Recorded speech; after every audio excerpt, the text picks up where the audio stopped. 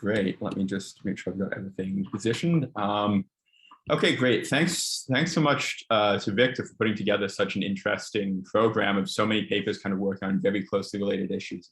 It's great to see so much research in the same vein. So I'm going to be talking about obviously very similar issues to what we've seen in some of the most recent presentations. I'm going to take a very different approach, though, to teasing out the different effects of these different dimensions of monetary policy, and even, in fact, the different, say, types of forward guidance shocks. So what I'm going to do in this paper is propose a novel approach to actually identifying a unique decomposition of asset price movements into separate underlying monetary policy shocks for each FOMC announcement over the span of about 12 years.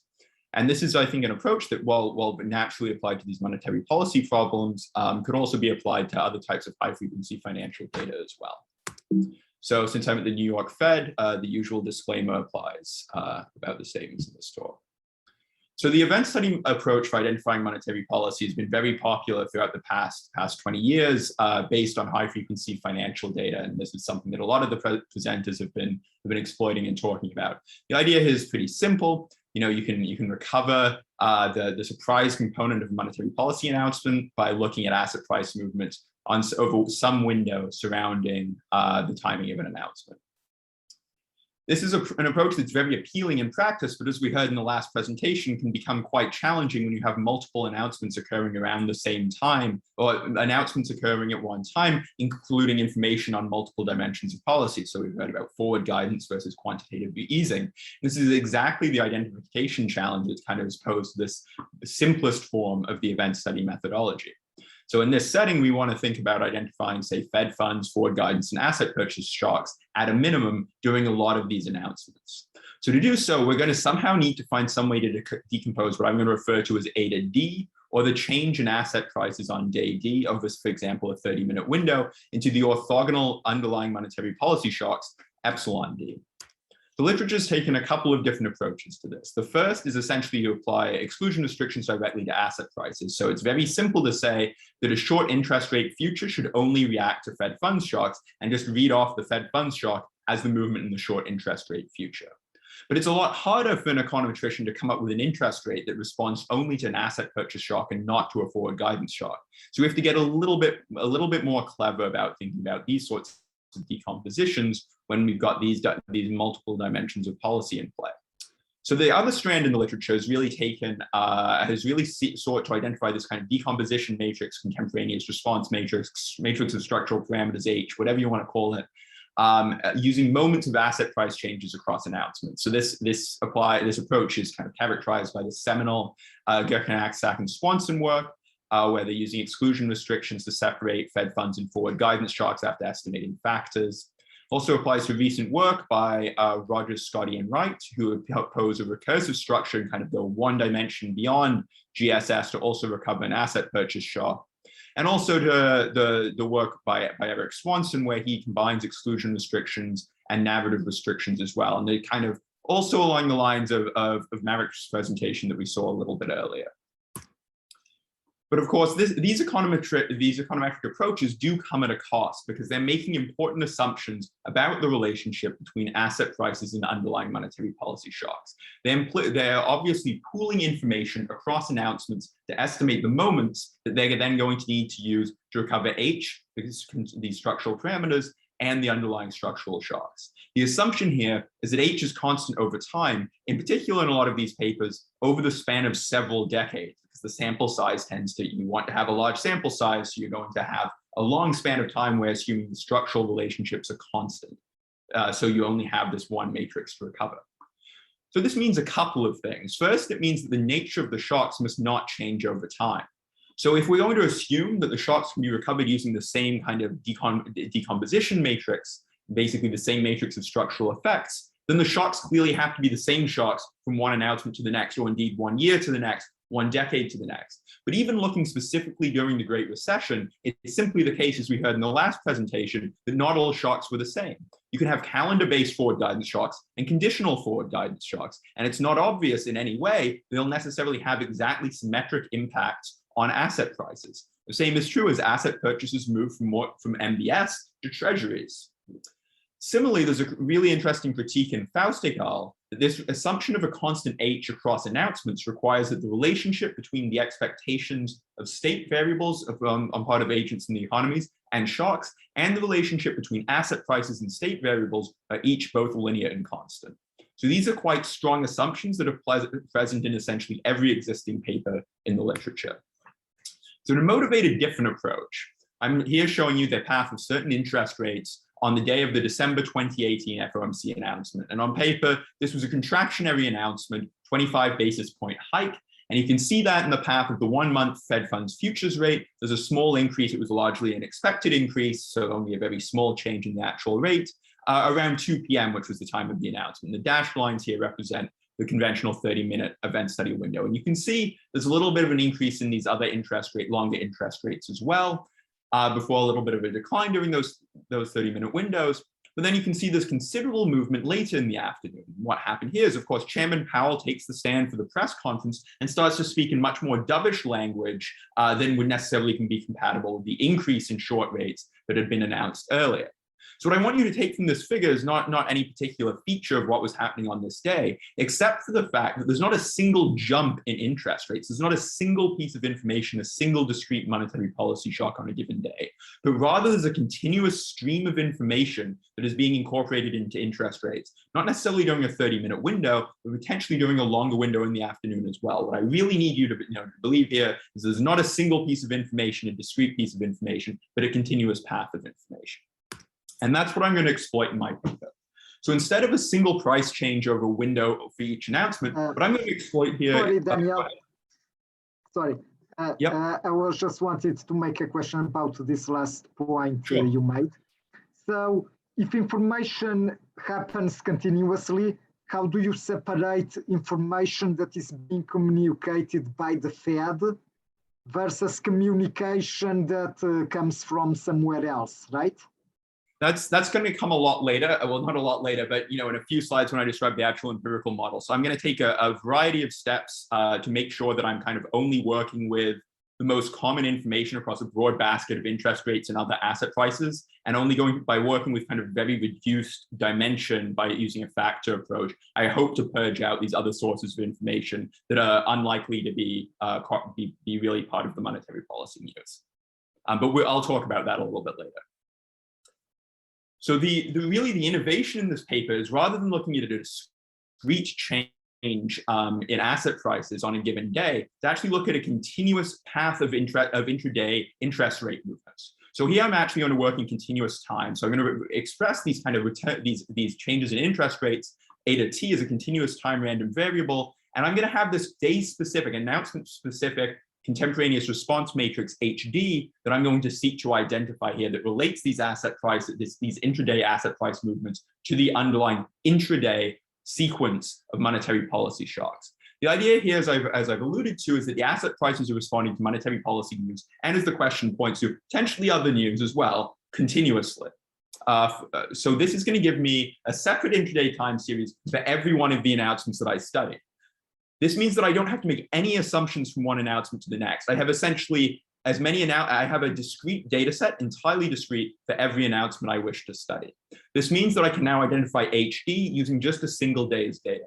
And under typical assumptions, as I'll show you, this HD object that I'm going to identify at high frequency is actually going to be identical to what one would obtain from an infeasible repeated event study drawing repeatedly from a single day's DGP. Within each day, I'm going to apply identification based on time varying volatility, which is not too dissimilar to what Marek was talking about in his presentation earlier.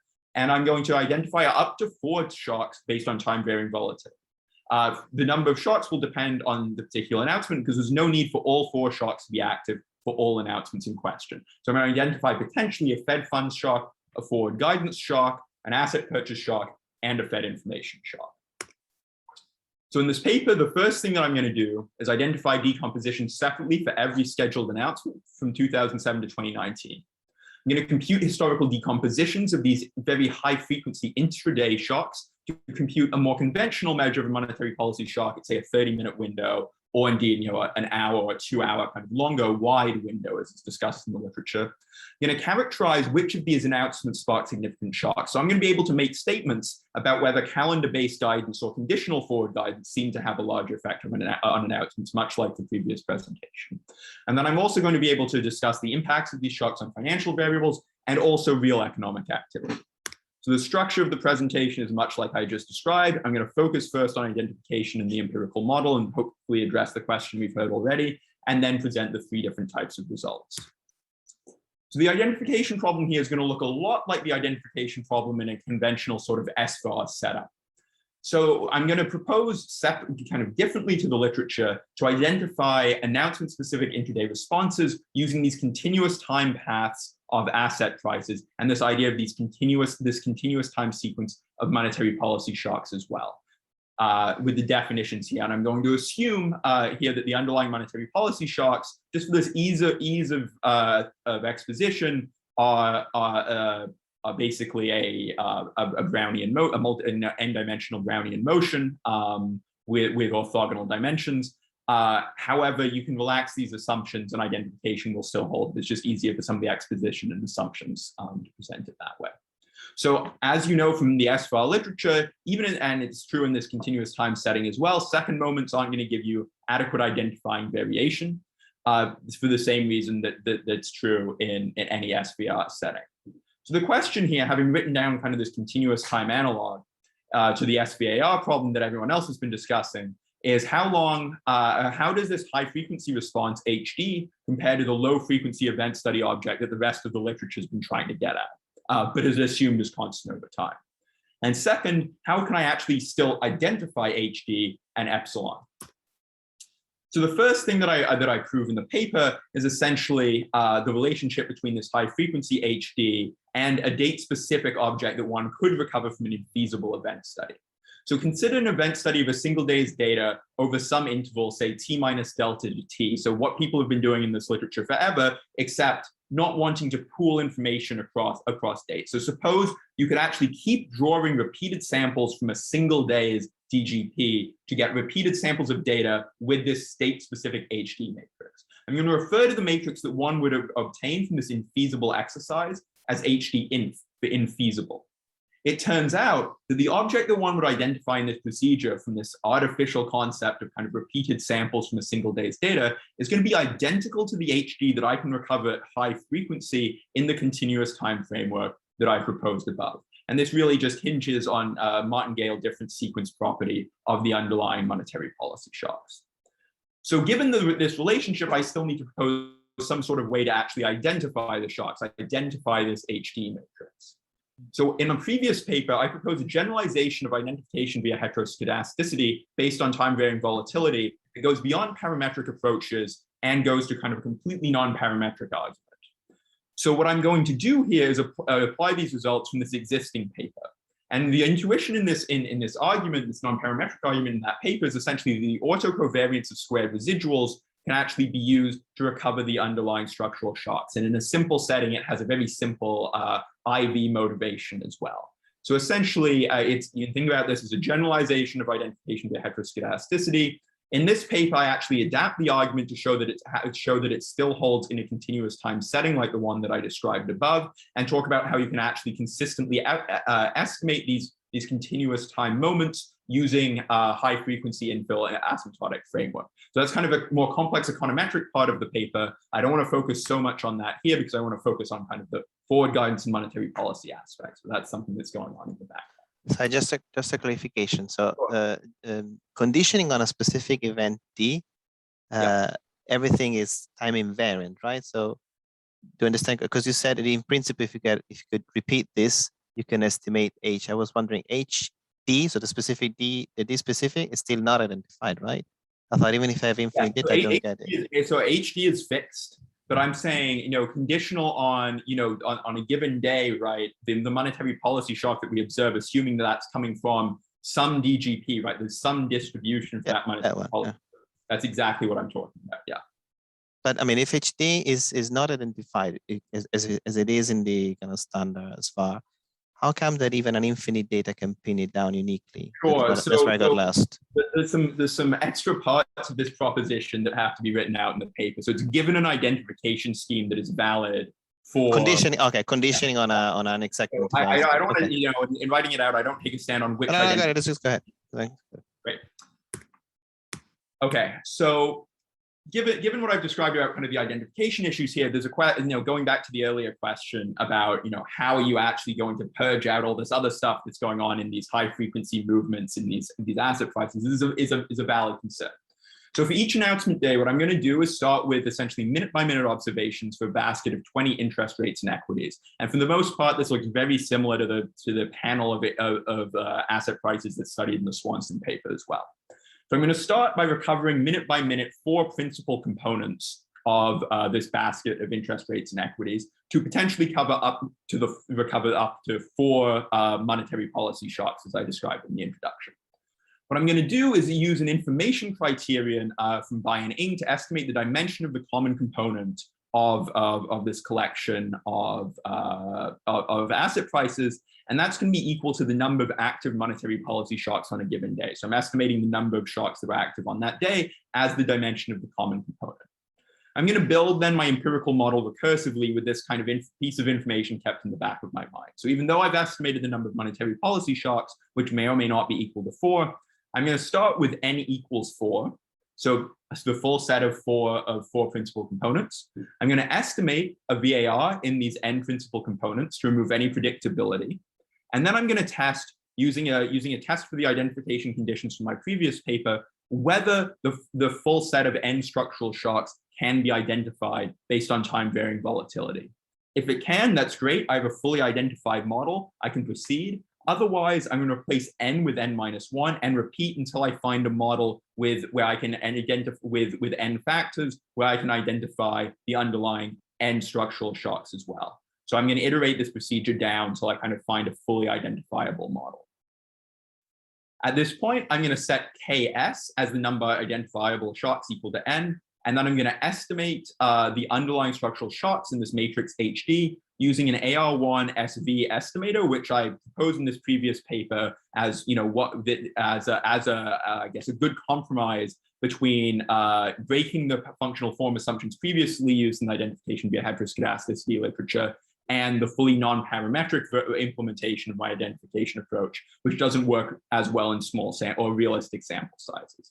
So they've got a whole other literature on kind of proposing that this is a reasonable estimator.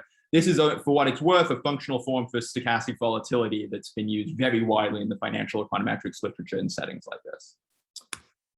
So given so essentially what I'm doing here is I'm going to work with the common component of asset prices to reduce the influence of idiosyncratic noise. So hopefully by working with only the common component, I'm going to take out kind of idiosyncratic features for specific assets and also information that's kind of not central to the news that's being incorporated on these days. So thinking about kind of what happens in the afternoon following a monetary policy announcement in US interest rate markets, that's generally going to be dominated by monetary policy news. So this is kind of my working with principal components here, essentially my approach to purge out the non-monetary policy news. You can argue about whether you think that's fully effective, but that's the approach that I'm taking in the paper.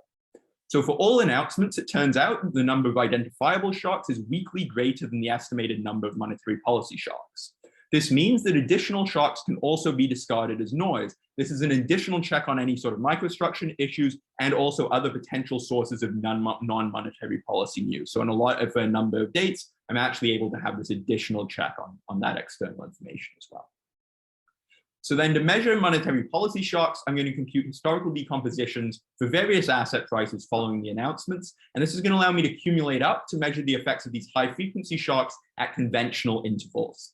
Then I'm going to use a statistical criterion to label the KMP less than or equal to 4 shocks based on economic assumptions. So the precise economic assumptions I use look very similar to the sorts of assumptions, kind of narrative assumptions that have been discussed in the previous 2 presentations, or I guess the previous presentation one a couple presentations ago.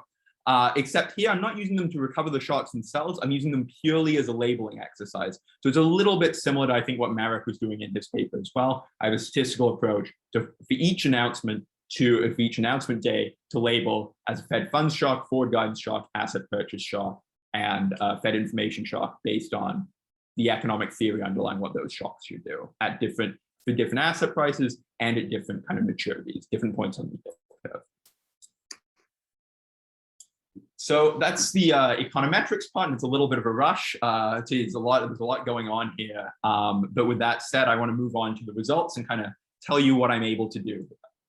So the first part is to look at the announcement-specific decompositions. And here I'm going to show you a very small subset of what's in the paper. So in the paper, I focus on 12 key announcement dates. These are the types of announcement dates that have been discussed in great detail in some of the previous presentations here. And for each, but I also can do this exercise for all of the announcement dates, as you'll see later, but I really discuss in kind of narrative detail these 12 key announcements. Each of these days, what you can see is the dashed line is the realized path of the asset price you see in March on the y-axis. The blue line is going to represent the variation explained, or the movement explained by the Fed funds shock, if present.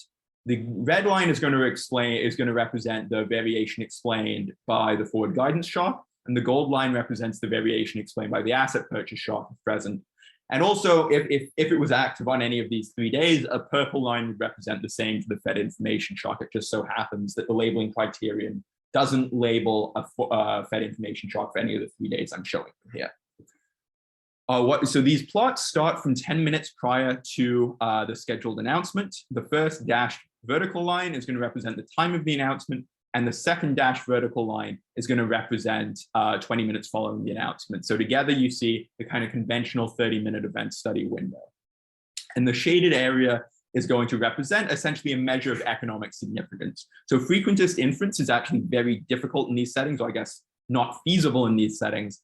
So basically what I'm going to report with this shaded interval is essentially two standard deviations of that asset price following I guess two times the average standard deviation of that asset price following a monetary policy announcement.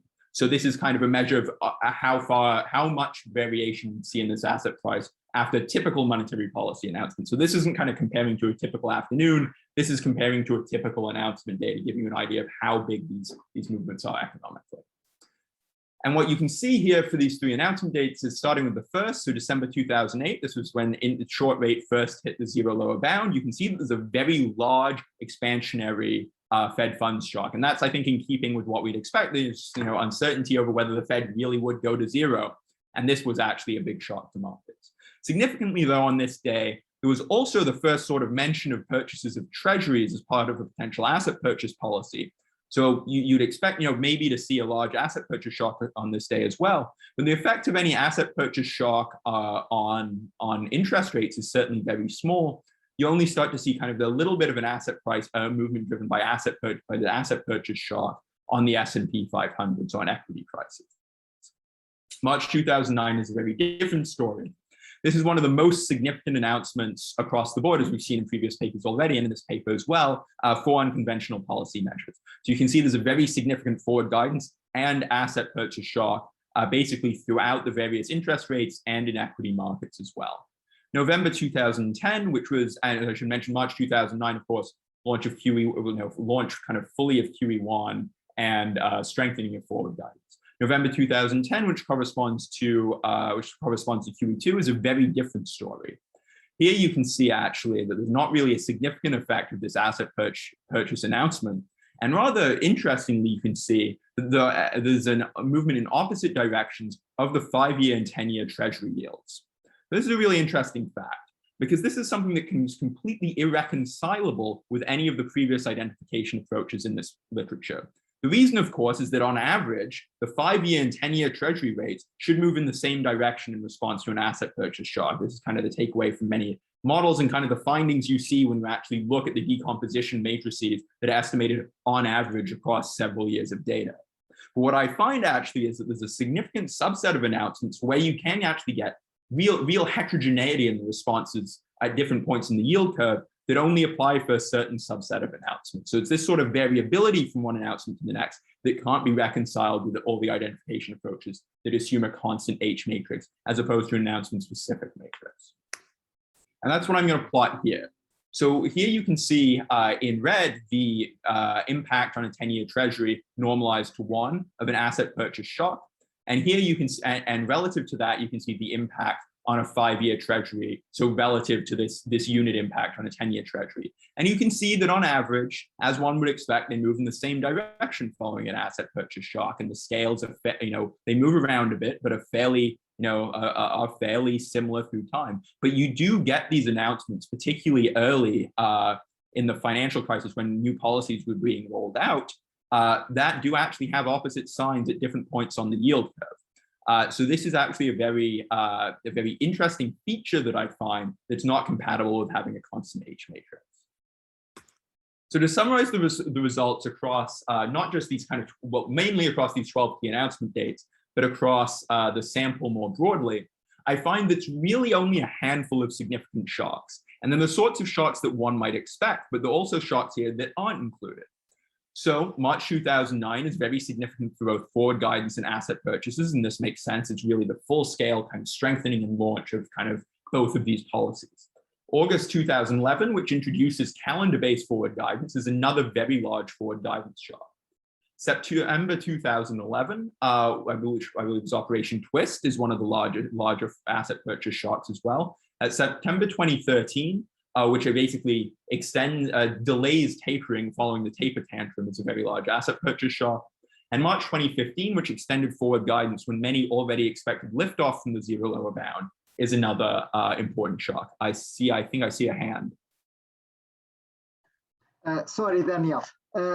I wanted to make a question because there are other announcements that often coincide with monetary policy on the same day. I believe usually they announce employment statistics and also industrial production earlier in the morning. So I was thinking, your identification strategy is based on the higher moments and then on the autocovariance at a high frequency. But then if the other announcements, could also be transmitting information continuously, then how do you solve that? Sure. So 2 responses. First, those announcements are typically at 8:30 in the morning, and I'm looking at data really starting at 2 p.m. on average. So there's a lot of time for that information to be processed. And I think while those are important announcements, for the most part, I think during this time period, the monetary policy announcements are kind of, I would say, probably more significant in terms of market movements, certainly by 2 p.m. Second, I do a placebo test where I look at actually I think 10 largest surprises in data releases during this time period, and do exactly the same identification approach, pretending that there were monetary policy shocks in the time period following these largest data releases. And I find virtually no significant effects of the sorts that I find studying monetary, when I study the period following monetary policy announcements. So you just don't, and I should say, when you do actually find some significant shock in this placebo exercise, it's always labeled as a Fed information shock, which makes sense because, an employment report has essentially potentially the same properties as an information shock. So it's certainly a valid question. I think I've done what I can to kind of try to persuade that that's not what's going on here. But I guess there's still, potentially some long-lasting effects after 2 p.m. that you might see. But I think the placebo exercise kind of should assuage those concerns. I have another question, sorry. It's about that famous paper from Luca and Moench, your colleagues at the New York Fed. Yeah. So they show, this puzzle that lots of action happens in the stock market on the 24 hours before. I was wondering if you do this composition before the announcement and instead of afterwards, if you find what is the shock that is being communicated before the announcements? Yeah, that's an interesting question. So I haven't specifically studied this on kind of the 24 hours. There's some challenges to doing 24 hours using this continuous time approach for sure, because you've got to deal with the end of the trading day and kind of the start of the next trading day. In a previous version of the paper, I did actually start my data from market open. And, in principle, that would contain these sorts of effects. And the ultimate results that I found using data from Market Open were not too dissimilar to those using information from kind of in the afternoon onwards. So I'm not entirely sure what that says about the Luca and Monch effect here. But it might be something interesting to study in more detail. That's a good suggestion. So as summarizing the results here, what I'd say is that these announcements that tend to be significant are either the launch and extension of policies kind of when they were expected to be wound down, as opposed to subtle revisions. And what I'd class as a subtle revision here is something like conditional forward guidance for the US case, because that is not one of the announcements that really sparks these sorts of significant effects. As I've highlighted already, Treasury yields can move in opposite directions in response to an asset purchase shock, which isn't in a way that's not compatible with previous identification approaches. I also find considerable heterogeneity in equity responses to these shocks. So it turns out that sometimes, very small insignificant shocks can move the S&P 500 dramatically, whereas very large shocks from the perspective of interest rates barely move the S&P 500 at all. So there's this sort of heterogeneity in the pass-through that varies from announcement to announcement that again cannot be reconciled with the sorts of constant effects that we've seen previously in the literature. I can argue that various types of identification approaches would confound shocks in particular ways, and that the event study, the window that you choose to study can have different effects, because I can truncate my decompositions at different points in time and see how the conclusions would change. For the subsequent analysis, I'm going to focus on a wide window of about 2 hours, which is very consistent, basically from 2 p.m. to close, which is very consistent actually with the RSW, Rogers, Scotty, and Wright papers approach, basically based on the idea that if an effect dies out before market close in terms of interest rates, it's unlikely ever to have time to pass through to the real economy, which is what I'm ultimately going to be interested in studying in the last section of this paper. So I'm going to move on now to study the effects on financial variables. And before I do so, of course, now I'm moving to, not necessarily these very high frequency responses. I do need to start splicing information together across announcements. So now I'm going to be estimating kind of overall time invariant elasticities when it comes to these asset prices, additional asset prices, and the real economy. So here I'm plotting my time series against that from Swanson and also from Rogers, Scotty, and Wright. And you can see these series are fairly well correlated, but there are some key announcements that they interpret in very different ways, whether some announcements show up as a forward guidance shock in one or an asset purchase shock in another. In the paper, I have time to describe this in detail and kind of speculate on which shocks are mischaracterized by which papers as by virtue of the varying identification approaches. I don't have time to go into that now, but just know that while they are generally well correlated, they do differ in some key ways for certain important announcements. So here I'm plotting regression results for various asset prices with respect to the 4 monetary policy shocks. So for external variables, I'm just going to regress daily changes on those variables in the shocks measured using these end-of-day decompositions.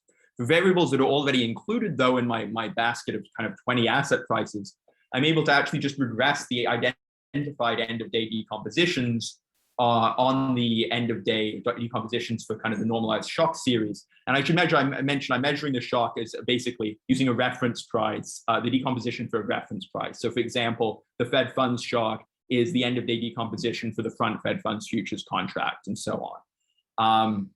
I can just basically regress decompositions on decompositions in kind of a more cleanly identified exercise. So Daniel, excuse me. Yep. So can you? So now it seems that you are assuming that the shocks are the same, right, in some way across time, because you're pulling them all in the same regression. So how do you reconcile that with this assumption that the H is different every time? So I agree that this is not an ideal assumption. So in a previous version of the paper, I was at least for financial variables able to kind of focus on financial variables that were available intraday and not break this assumption and kind of do this analysis announcement by announcement. But ultimately what I'm interested in is looking at effects on real economic activity. So things like inflation, industrial production. And for those, I have no choice at a certain point if I want to actually have any hope of consistently estimating something to start pooling information across announcements, because the sample size of 1 is really not going to do anything for me. So it's not an ideal assumption. It's the same assumption that I think is clearly present in every previous paper. what I'd say in my defense is I've been very careful about making these sorts of assumptions when recovering the underlying shocks. At this point, having done what I can in recovering the shocks themselves, I'm having to revert back to the existing assumptions because there's simply no kind of clever way to exploit, I think, higher frequency data to get announcement-specific responses here. So it's an assumption. I think I'm making some progress towards relaxing these assumptions in general, but this is not an assumption that I think I'm in a position to relax.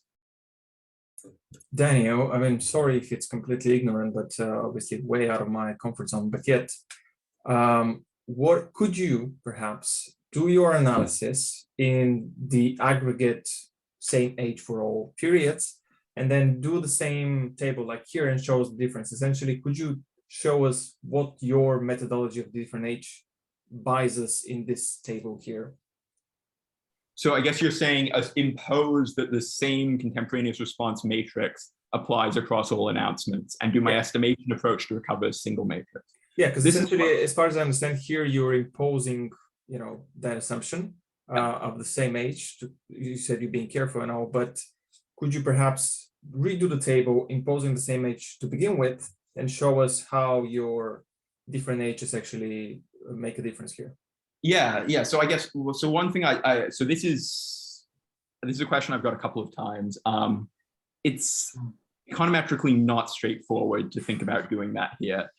You could potentially, there are potentially ways to do it. I think the sort of apparatus to do that might be an econometrics paper in its own right. So it's not something that's going to show up in this empirical paper anytime soon.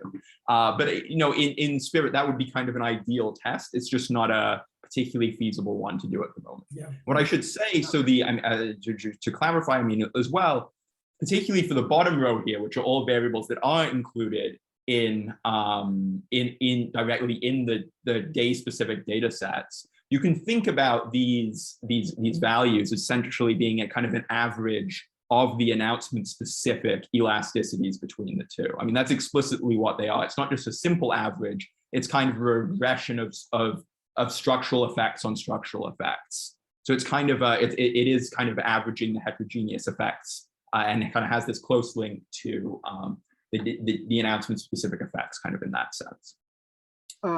Sorry, Daniel, can I make a comment on this table? Sure. There is one result that I like here, the VIX. So the forward guidance lowers the VIX, right? It lowers volatility. That sounds good. But then the forward guidance increases economic policy uncertainty. So you see, there is one result that I like and another one that I don't like. Right. So I think that's a very interesting puzzle that I've been left with these results. So I mean, I think this is, you might see a little bit of this when we move on, when I move on to the real economy effects shortly, provided I have time. In some ways, it seems to me like, yeah, the forward guidance has very clear effects on financial markets, but I think the economic policy uncertainty index is measuring kind of different things. And I think in some sense, the continued exercise of forward guidance may signal kind of, well, it's kind of more certainty in financial markets in terms of interest rates. It may actually be signaling kind of greater uncertainty in a more holistic sense, you might think about. It certainly is moving the way that financial markets behave. You'll see that maybe when you think about more real uncertainty in a real sense, it may not be having the same sorts of effects. I know that's a little bit vague, but maybe it'll be a little bit clearer when we get to the effects of the real economy. But all I wanted to highlight on this slide really is that the effects pretty much align with existing papers, with the caveat that I'm able to actually estimate these effects controlling for the Fed information effect. So at the point where I was putting the slide together, I think before I'd seen Marek's paper, this was, I think, the only paper that had all of these shocks and it kind of estimated simultaneously. So I could claim this is kind of the one and only paper to do this. Now, I don't think that's necessarily the case, but I'm able to find essentially the standard results that yields fall in response to unconventional expansionary policy and spreads rise, robust to the inclusion of a Fed information shock, which has the effects that a Fed information shock is supposed to have. With and as the question pointed out, the difference between the VIX and the EPU is kind of this interesting juxtaposition between asset purchases and forward guidance, which you'll see on the next couple of slides. That brings me to responses for the real economy. So Rogers et al. And Swanson, which are kind of, when I was writing this paper, kind of the key leading examples of identifying at least a trio of monetary policy shocks, are really only focused on financial effects. And there's not, I believe, in even now, kind of previous work estimating the effects on real activity of all of these policies jointly. So I'm just going to estimate impulse responses using local projections, using a fairly standard vector of controls. The first thing I'm going to show you here is the dynamic effects using my shocks on the macroeconomy. So here you can see, as I've been alluding to before, the effects of inflation are really limited to financial variables. Because when you look at what, the effects of forward guidance are really limited to financial variables. Because when you look at inflation, unemployment, industrial production, forward guidance is having essentially no effect. And I should say, and this is fairly robust to the specification as well. Turning to asset purchases, though, the story changes. And I should flag that these are 95% confidence intervals, so pretty wide for macro applications.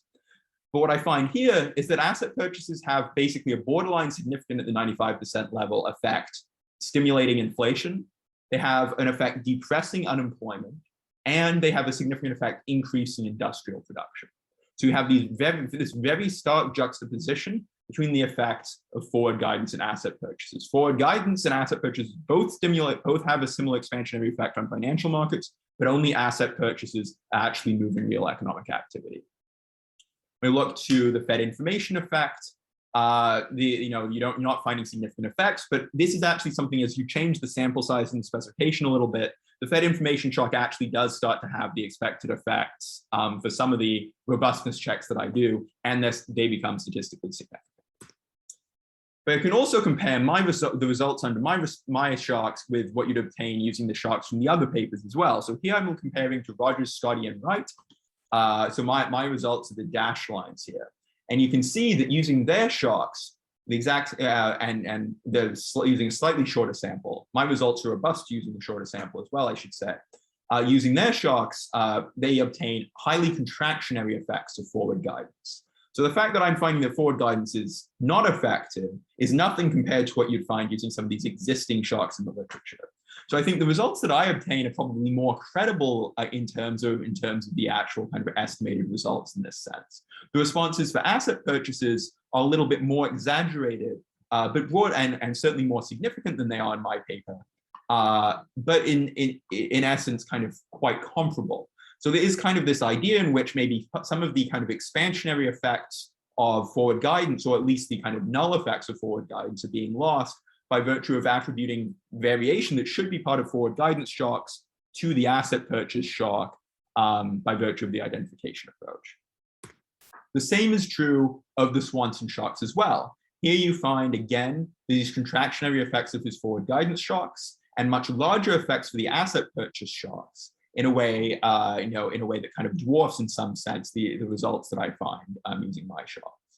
So while I find that there's no effect of forward guidance, the story is that the effects of forward guidance can kind of be much worse if you use these alternative shock measures as well.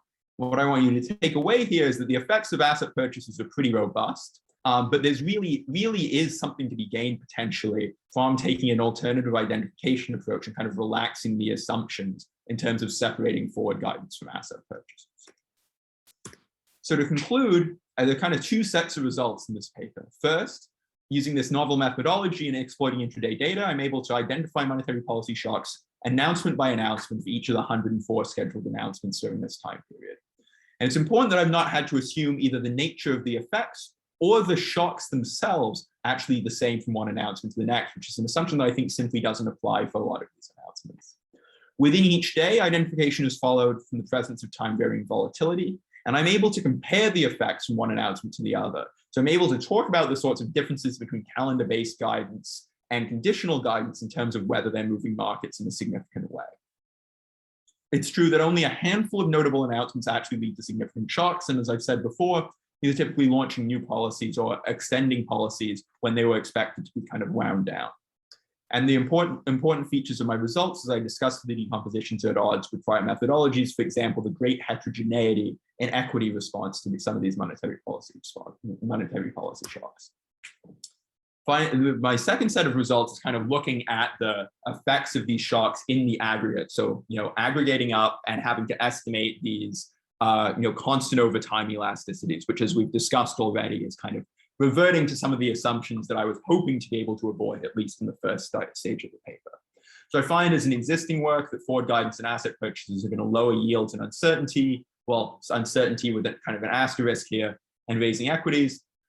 Fed information shock has the expected effects, but there is considerable heterogeneity, as I've mentioned before, in equity market responses to some of these monetary policy shocks. In terms of real effects, I think this is probably the first paper to really really analyze the effects of these 4 shocks simultaneously on macroeconomic aggregates. Find that asset purchases are going to have these significant stimulatory effects, which has very real policy implications in a way that the other shocks do not. So forward guidance is not able to achieve the same sorts of efficacy as asset purchases. These are, as I've said, some of the first joint results for these dimensions of policy. And when I look at the responses, they are meaningfully different to these sorts of approaches that have made stronger assumptions in terms of recovering the underlying shocks. That's all I have. Thanks a lot for very interesting questions throughout from a very attentive audience that's kind of picked up on the assumptions. Thank you, Daniel. Thank you for a fantastic presentation that even somebody like myself was able to grasp some ideas. Does anybody have questions? Yes, I actually have another comment. I'm not sure if it is a bit confusing, but I was thinking the forward guidance, maybe it's a shock that is a little bit different from the ordinary impulse response refunction shock, right? Because ordinarily we think that a shock happens today, it has a strong effect and then it declines. But maybe the forward guidance is not intended to happen today, right? Maybe it's intended to affect investment projects 1 year from now or something like that. So I wonder if forward guidance is harder to identify in terms of the real data. There could be some sort of story there, but I mean, my prior is that to the extent that it moves kind of longer interest rates today, and it's those longer interest rates that are determining individuals and corporations' investment decisions, that even though it's a statement about future policy, you should presumably see effects in the short term. And I think when the Federal Reserve is starting, decides to make these statements, they just don't only want stimulus 2 years in the future. They would really like some stimulus today as well. So while, there are some different nature, the nature of this shock is a little bit non-standard.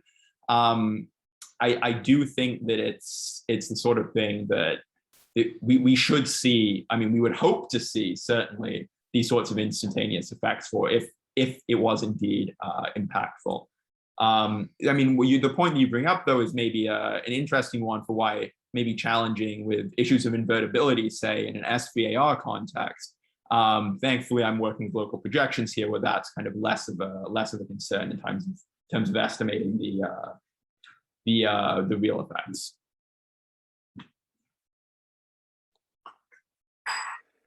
So since 2012, the Fed started giving press conferences after the announcement. So do you detect, can you say something if this adds value? Does this pin down the shocks more precisely? Are there more dimensions or? Yeah. So I guess I've looked at this I think this may be in a question where I presented, where I may have discussed this with you when I presented at the ECB a couple of years ago. This is something I did look into in a lot of detail kind of after that, specifically looking at whether you kind of got larger or I guess, more precisely estimated shocks following press conferences. And that didn't seem to be the case. So there was, part of it is also, the sample where that's the case in my data, where there were sizable shocks, is kind of leaving out some of the most sizable shocks, which are kind of pre-2012. So really, to kind of be able to statistically distinguish between the size of shocks and nature of shocks kind of after 2012, when there was a press conference versus when there wasn't a press conference, was a very difficult exercise. Which certainly something I tried and was hopeful that I could get something informative there, but they didn't seem to. It's just not, the sample size just isn't there, I think, to say something at this point. Do we have another second for a quick question? I was trying to think how to actually generate impulse responses that are D-specific, which would make it very nice and also kind of flow more natural from the beginning. So my understanding, I'm sure I've lost several details. My understanding is that the local projection variables now regressed on the shocks, and the aggregation is taking place at the shock level. Now let's forget about the kind of different frequencies for a second. Suppose we've got kind of a minute data on the GDP and on everything. I was wondering if the following makes any sense. Instead of regressing the variable of interest at t plus h, t plus the horizon on the shock, if you can regress it on the set of announcement variables that you've actually used to estimate the shocks. So I think it was 4, so whatever the dimension of h was. And then to generate the impulse responses, you can say I'm going to simulate a variation in those 4 controls, and the value that I plug in is going to be HD. It's going to be exactly by how much they varied in correspondence to 2007 March, whatever. So this means that the impact effect by construction is going to be different. And I guess it's going to be kind of different across all horizons, because you will be running kind of lots of T plus H. I mean, I don't know if this makes sense. I've never worked with local projections. I'm not 100% following, but it sounds like an interesting approach. Yeah, I'm really interested to hear more about that, because that could have a lot of potential. It's a lot of freestyling, but if it's tolerated, this again. Yeah, I'm discovering with this paper in particular, the amount that's tolerated is always the key question. Yeah. So, but no, I'm interested to take a look at it. I'll drop a line. Yeah, that's good.